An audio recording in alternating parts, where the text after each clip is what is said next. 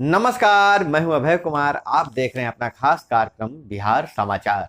बिहार समाचार में खबरें बिहार की, बातें बिहार की, देश दुनिया की तमाम खबरें जो आपको जानना जरूरी है। बिहार समाचार में हम खबर लेते हैं सत्ता के गलियारों से, पंचायत के गलियों से और गांव के चौपालों से, जो कहीं न कहीं आपके जीवन को प्रभावित करता है। तो बिहार समाचार में सबसे पहली खबर है जीविका दीदी के लिए। जीविका दीदी को मिलेगा 10,000 रुपये मासिक की नौकरी।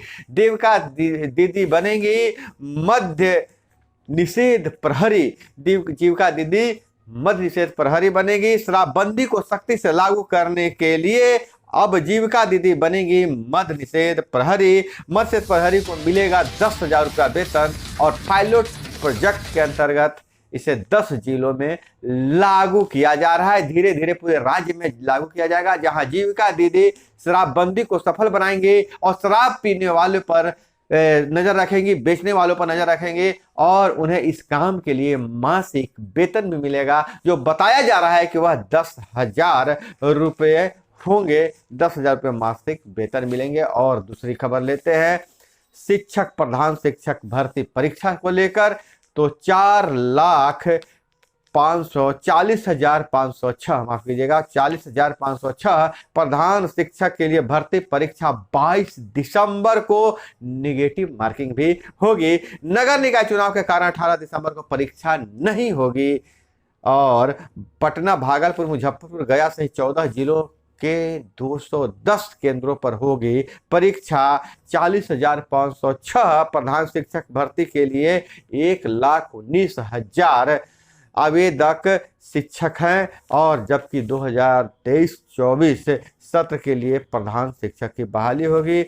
6,421 प्रधानाध्यापक भर्ती प्रतियोगिता परीक्षा में मात्र 420 शिक्षक ही सफल होने के बाद प्रधान शिक्षक परीक्षा के सिलेबस सरल किए गए हैं। सिलेबस पर पहले ही शिक्षा विभाग और बीपीएससी अधिकारियों के बीच बैठक में कर सहमति बनी है। 2 घंटे की परीक्षा होगी। हर प्रश्न 1 अंक का होगा। 420 नवचयनित प्रधानाध्यापक की पोस्टिंग इसी माह होगी। और अब खबर लेते हैं फरार आईपीएस आदित्य ने 11 साल की नौकरी में आय से 131% अधिक की संपत्ति बनाई। निलंबित आईपीएस आदित्य कुमार के ठिकानों पर बिहार और यूपी के में एसवीयू का छापा। बैंक में 90 लाख जमा है।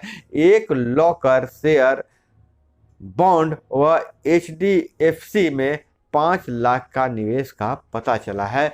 20 लाख कैश। पटना गाजियाबाद में 1 करोड़ 8 लाख की जमीन और प्लॉट है। और वही गया के एसएसपी रहते हुए आदित्य को हटाया गया था। आदित्य फरार है, सरकार ने निलंबित कर दिया है। 2011 बैच के आईपीएस है आदित्य कुमार।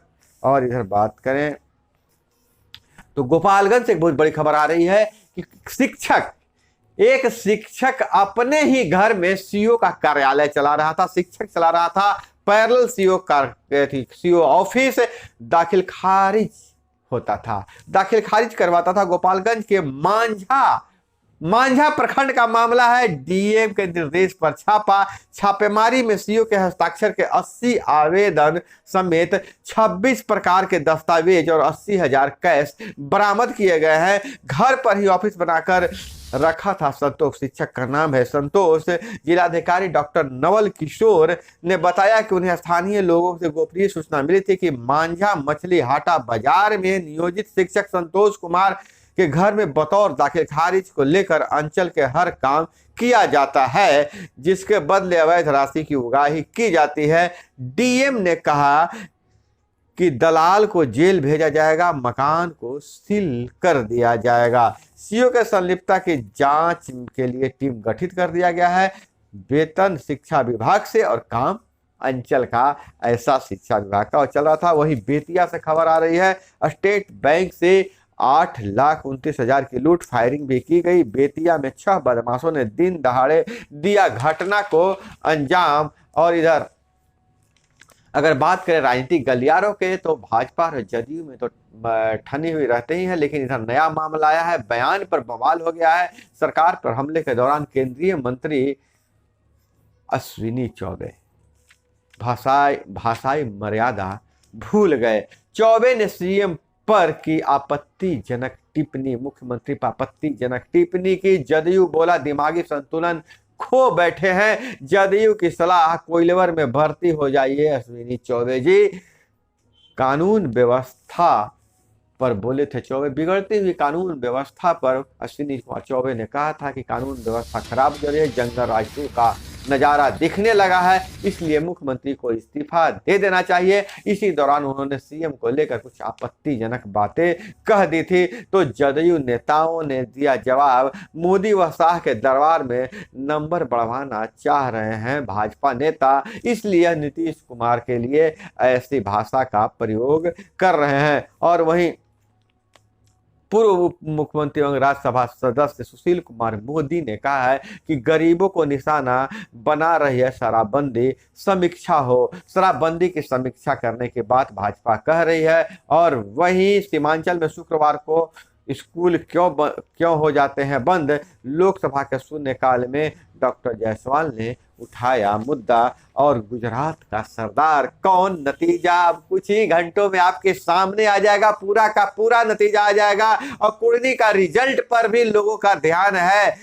द जजमेंट क्या आता है? गुजरात में 27 सालों से भाजपा सत्ता पर काबिज है, और क्या फिर 5 सालों के लिए काबिज हो पाती है कि नहीं हो पाती है, यह देर रात तक पता चल जाएगा। और रेपो रेट में 5वीं बढ़ोतरी, 30 लाख के लोन पर किस्त 7 महीने में 18% बढ़ी। आम आदमी को झटका, रिजर्व बैंक ने रेपो रेट 0.35% से बढ़ाकर 6.25 किया है। और इधर पाकिस्तान से खबर आ रहा है, गुरुद्वारे को मस्जिद बताया, मुस्लिम कट्टरपंथियों ने जड़ा लाहौर के गुरुद्वारे पर ताला और बताया कि यह मस्जिद है। एक तरफ पाकिस्तान खालिस्तानी आतंकियों को समर्थन देता है, कहता है कि भारत में आप सुरक्षित नहीं हैं सिखों को, और दूसरी तरफ उन पाकिस्तान में स्थित उनके गुरुद्वारे को मस्जिद बताया जाता है, और पाकिस्तान सरकार चुप बैठी रहती है। और इधर अग्निवीर भर्ती रैली की बात करें, भोजपुर जिले के अभ्यर्थियों ने लगाई दौड़। फर्जी दस्तावेज में 36 अभ्यर्थी निष्कासित किए जा चुके हैं। और यूपीएससी पिछले 4 साल में 2022 में सबसे अधिक क्वालिफाइड किया है मेंस यूपीएससी परीक्षा की अगर बात कहें। और भागलपुर से खबर आ रही है, युवक को लाठी डंडे से पीटकर मार डाला, लाश को खेत में फेंका गया है। जी हाँ, इंग्लिश चिचौरन पंचायत के शाहबाद दियरा में अपराधियों ने मंगलवार के देर रात एक युवक की लाठी डंडे से मारकर हत्या कर दी। और इधर खबर आ रही है, जमुई से नक्सलियों ने यूनियन बैंक की दीवार पर चिपकाया पोस्टर, कर्मियों को जान से मारने की दी धमकी। नक्सलियों के पोस्टर से बैंक कर्मियों में दहशत, बैंक पर लगा ताला। और इधर सेगमेंट मजबूत, दिग्गजों का दावा, लोन अगर महंगे होने पर भी कम नहीं होगी घर और गाड़ी की बिक्री, ऐसा दिग्गजों का दावा है। लोन ग्रोथ दे रहा है संकेत, देश में मजबूत बनी रहेगी कंज्यूमर डिमांड। भारत के संदर्भ में दिग्गज यही कह रहे हैं। वही दूसरी अगर बात करें पंचायती राज विभाग से, तो क्योंकि पंचायती राज विभाग की खबर को मैं जरूर शामिल करते हैं, तो पंचायती राज विभाग ने मनरेगा योजना के लिए नया गाइडलाइन जारी करने वाला है, जिसमें मनरेगा का जो कार्य होता है, जो मनरेगा में जो काम किए जाएंगे, उसमें वार्ड सदस्य डायरेक्ट योजना ले सकते हैं। लेकिन फैसला उसमें यह होना है कि यह योजना ग्राम पंचायत में पास करवाना है कि वार्ड सभा में पास करवाना है। अगर वार्ड सभा में पास करवाकर फिर ग्राम पंचायत में पारित करवाना होगा, इस पर विचार किया जा रहा है। तो देखिए क्या होता है, जैसे ही कोई नई चिट्ठी निकलती है मनरेगा के संदर्भ में तो आपको जरूर हम बताएंगे। अब देखिए, अब चीन खुल चुका है, कोविड टेस्ट के बगैर वहां यात्रा किया जा सकता है। फैक्ट्रियों में भी काम बंद नहीं है। विरोध प्रदर्शनों में जीरो कोविड नीति में बदलाव करने को मजबूर कर दिया है। तो चीन का सबसे बड़ा यू टर्न है। और गुजरात से खबर आ रही है, पहली पत्नी को पति के बच्चे पहले पत्नी के पति के बच्चे मंजूर नहीं हैं, पत्नी ने बच्चों को साथ लिया तो पति दूसरी तलाक देने पर अड़ गया। और वहीं तेलंगाना से सबसे बड़ी खबर आ रही है, सबसे बड़े ऑनलाइन सेक्स रैकेट का भंडाफोड़, 14,190 युवतियों को बचाया गया। तो दोस्तों यह थी वो तमाम खबरें जो आपको जानना जरूरी था। इसी तरह से खबरों के लिए जुड़े रहिए हमारे साथ, मिलते हैं अगले वीडियो में। जय हिंद, वंदे मातरम।